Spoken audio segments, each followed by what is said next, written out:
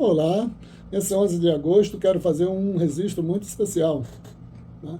É o momento que se encerra um ciclo, né, da gestão superior da UFAC, que iniciou em novembro de 2012, né, e se encerra agora em agosto. E compreendeu as gestões do professor Minoro e da professora Guida. Naquele momento, 2012, né, que era o último ano da professora Olinda Batista, eu estava retornando da Universidade Federal do Rio de Janeiro, né, com a professora Sheila e com o Igor Dior. Quando cheguei ao FAC, de um lado, fui recebido, né, de forma muito inadequada, quase desonesta, né, pelos colegas da unidade da qual eu sou vinculado. Não vou relatar o que aconteceu, porque eu só falo isso, que não é o caso aqui, não tem importância, mas eu falo para os alunos, para os outros professores, eu relato o que aconteceu. E do outro lado, estava no processo, né, de composição de um grupo para concorrer no processo de consulta, né, para a escolha, né, do próximo gestor da instituição. Eu fui inserido na equipe, né, que estava o professor Mineiro, a professora Guida e várias outras pessoas, né, que eu tive a oportunidade de conhecer e, em parte, também conviver durante este período. Então, naquele momento, você tinha, né, ao longo, né, de todo o ano de 2012, eu vou seguir aqui, tá? Foi discutido, debatido como poderia acontecer o processo, de realização da consulta, o que poderia fazer, para disputar, tá? E o professor, conduzido pelo professor Minoro e pela professora Guida.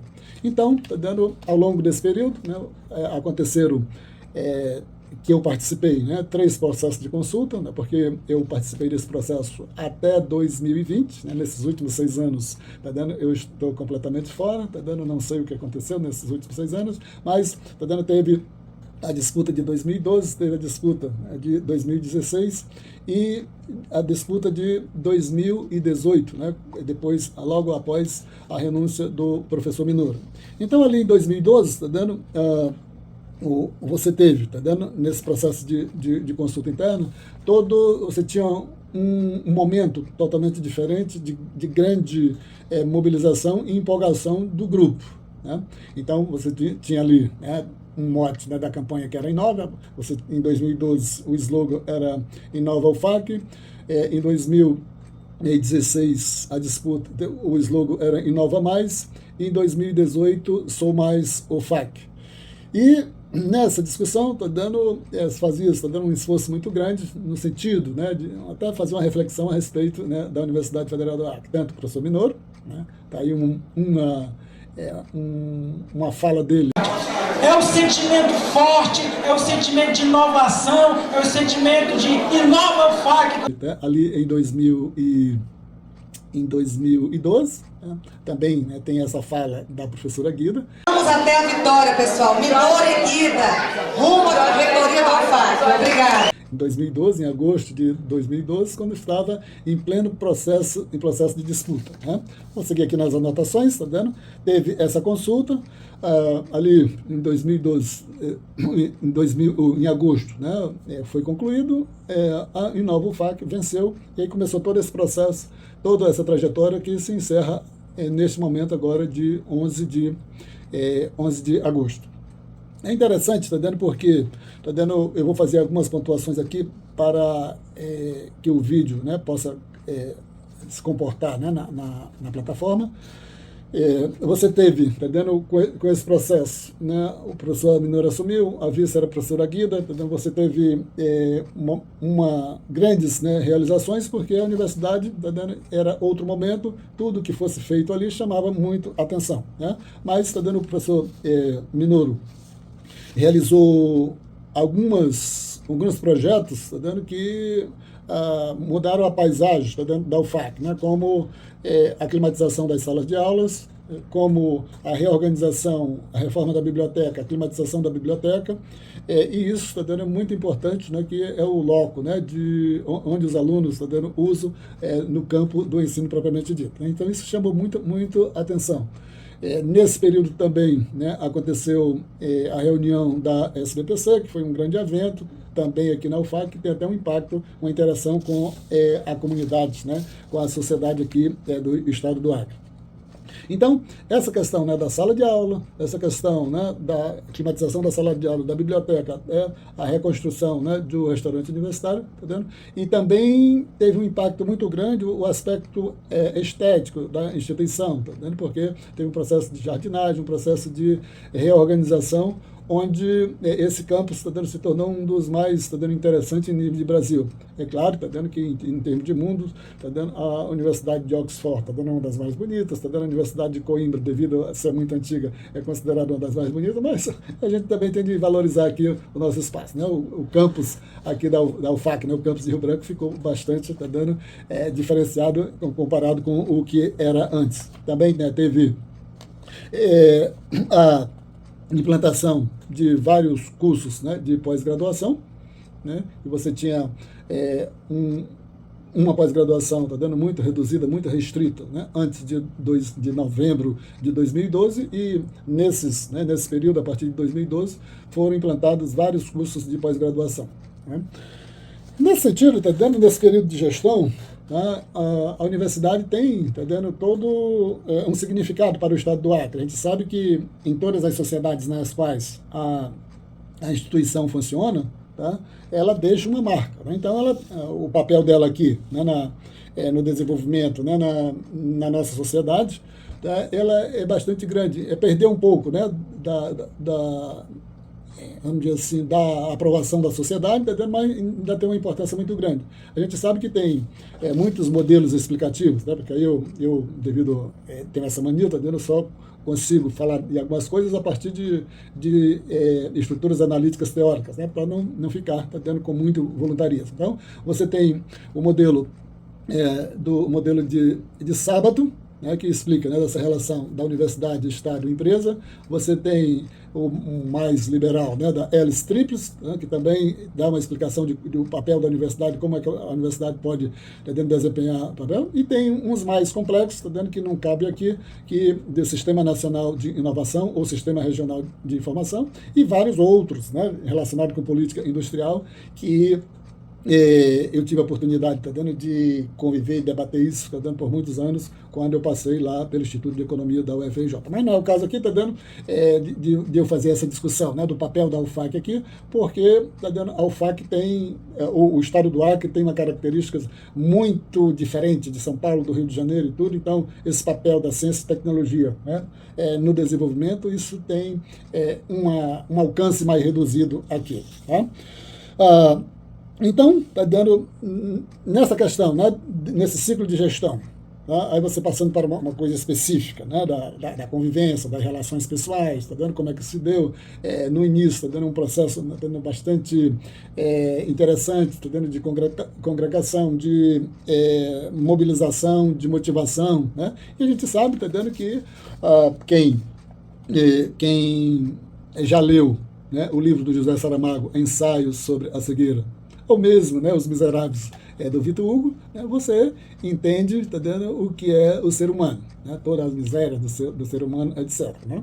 Pelo outro lado, tem a questão da bondade também, né, dada, se você pegar as proposições do Rousseau, né, sobre o quanto ele defendia e falava do lado positivo do ser humano. Né? E estou falando dessa questão, né, dessas relações pessoais dentro da gestão. Isso de certa forma, expressa muito o que foi esse período. E também, né, até quando eu falo dessa questão da miséria do ser humano, vai até aquilo que eu falei no início, né, do vídeo, sobre como eu fui recepcionado pelos meus colegas, né, da unidade na qual eu sou vinculado. Né? Mas isso está dando uma coisa que são relatos que a pessoa pode conversar e discutir, nas cafeterias, nas horas de congregação, para você ver os vários problemas que tinha nessas relações pessoais, mas eu tive a oportunidade de conviver com gente, né, bastante especiais nesse período. Embora tenha consciência pela as lições que o livro do Saramago e o livro do Victor Hugo, né, Os Miseráveis, está dando para a gente, não ser ingênuo, com o que são as pessoas. Né? E aí o alcance dessa gestão, que eu já tinha falado, né, em termos de interno, eu já falei dessas grandes realizações, que começou com o professor Mineiro, depois deu sequência, né, com a professora Guida Aquino, mas você teve alguns momentos de tensão enquanto eu estava lá. Né? Por exemplo, em 2019, o governo que assumiu naquele momento, foi lançado um plano para as universidades federais, chamado Futuros, né? E isso causou um momento de tensão muito grande, né, dentro das universidades. Lembro muito bem uma reunião do Conselho Universitário, que a comunidade pressionando, né, a gestão, etc. Né, e a professora Guida fez uma fala muito bem apropriada, colocando os elementos principais ali do que significava, né, aquilo e como a gestão estava o comportamento, né, o posicionamento da gestão a respeito, né, do plano Futuros, né, no primeiro ano do governo do presidente, né, que assumiu no ano de 2019. Essa reunião no Conselho Universitário foi em agosto, né, de 2019. Tá? É claro que isso é um momento de tensão, né, mas você tem a questão do lado positivo, né, da gestão, né, dos pró-reitores, etc., que faz um trabalho, né, com bastante afinco, né, mas é bastante complexo, você dar conta de tudo isso, né, porque ao mesmo tempo que você tem a burocracia propriamente dita, você tem as questões na sala de aula, na graduação, que a gestão não chega lá, fica um pouco a reboque apenas das coordenações de curso, não tem um acompanhamento mais rígido disso. Nas universidades grandes, né, a gestão superior sabe exatamente, em cada curso, quais são as disciplinas que têm mais problemas, as disciplinas que têm menos problemas. Nas universidades pequenas, você não acompanha isso e nem toma medidas, né, a respeito disso. Aí tem a questão do laboratório, da pós-graduação, uma série de questões que são afetadas relacionadas a isso. Né? E tem a questão da extensão, né, que hoje em dia a extensão tem um pouco o peso disso, porque a maioria hoje dos professores faz atividade de extensão para os próprios alunos da instituição. Né? Isso é até uma coisa meio paradoxal. Né? Poucas pessoas trabalham, né, com as comunidades, né, as comunidades onde a universidade, né, está inserida. Né? Se você pegar aqui, né, no caso específico, né, do papel da UFAC, né, que ela desempenha né, o que ela pode, né, o potencial dela, nós temos uma estrutura produtiva, né, sem um dinamismo. Tá? Então, quando você fala do papel da universidade, tá? Se você não tem uma estrutura produtiva com empresas tecnologicamente avançadas, tá? O que é que acontece? Tá? Você não tem como desenvolver, né, tecnologias com patentes, etc., para que as empresas possam adotar isso. Né? O máximo, né, que você vai fazer, é formar essas pessoas, para serem endogeneamente, serem empregadas na própria instituição, porque você não tem empresas, né, que possam empregar mestres, que possam empregar doutores. Tem até um dado em nível de Brasil, que num determinado período você teve a formação de 90 mil doutores, né, e só foram arrumar emprego nas empresas, tá, 80 doutores, de 90 mil só. E aqui no Acre, eu não sei se, não tenho essa informação, se tem algum doutor formado nesses cursos de pós-graduação aqui da UFAC que desenvolve alguma atividade, que é empregado em alguma empresa, né, privada, né, que desenvolve pesquisa, etc., para que possa ser, né, aproveitado esse potencial que a UFAC tem agora, que forma bastante doutores, né, nesse caso. Aí eu não tenho essa informação.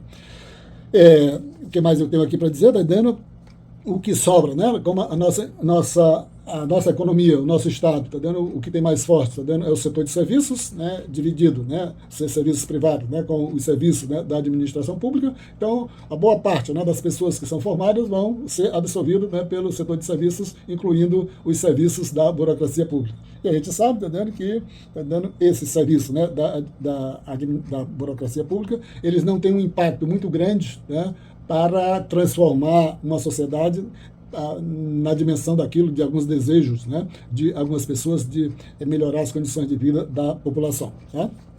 Voltando para dentro da gestão, esse longo período, né, que passou, né, de 2012 até 2026, a gente sabe que nesse período, uma gestão, né, com um longo período desse, você entra num processo de entropia, né, um processo de desarrumação, né, assim, um grau de desordem, né, e aleatoriedade dos sistemas, onde os estímulos não são mais respondido, com tanta eficácia como isso acontecia, Além disso, nesse processo, de entropia, você tem a própria esterese, né, da dificuldade, de você se arrumar, de você modificar, né? É claro que estão saindo agora, geralmente quando as pessoas estão saindo de um processo desse, vão se reciclar, vão estudar para que possam retomar outras missões na vida, né? Mas é muito compreensível, né, o processo de entropia e de esterese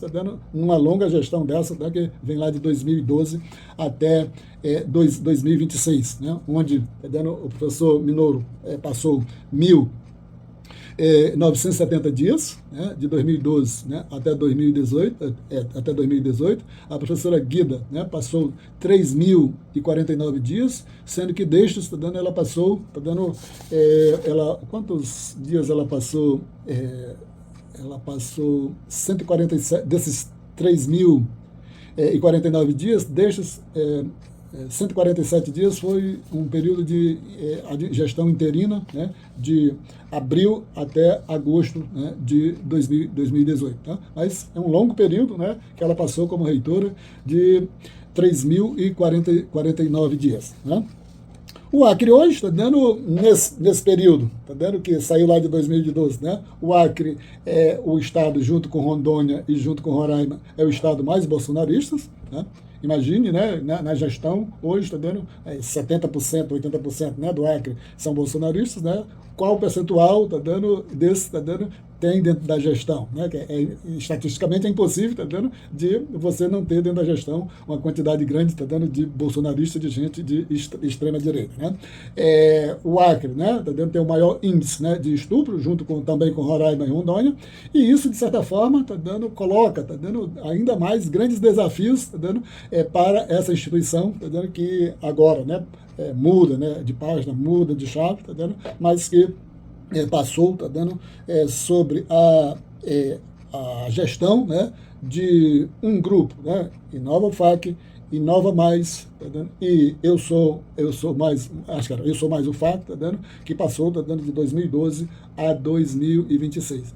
Era isso, que eu queria fazer esse registro, e que eu passei um período relativamente grande, né, de 2012 até 2020, ali em maio ou junho, né, de 2020. De lá para cá, eu fui desligado, né, da gestão, e não sei o que aconteceu, mas eu queria fazer o registro, né, porque eu trabalho nessa instituição, tá, e tenho um razoável entendimento, né, do que significa uma universidade que tem esse papel, né, de produção de conhecimento, tem o papel de educação, né, do cidadão, a educação da forma ampla do cidadão, e tem a questão cultural, né, de forma simbólica, que isso, de certa forma, você vê bastante naqueles espaços mais desenvolvidos, né, quando você vai em Bolonha, tá, ou quando você vai em Cambridge, na Inglaterra. Não estou nem falando na cidade de Cambridge, ao lado de Boston, né, lá nos Estados Unidos, em Cambridge, onde está a Universidade de Harvard. Mas quando você vai num espaço desse,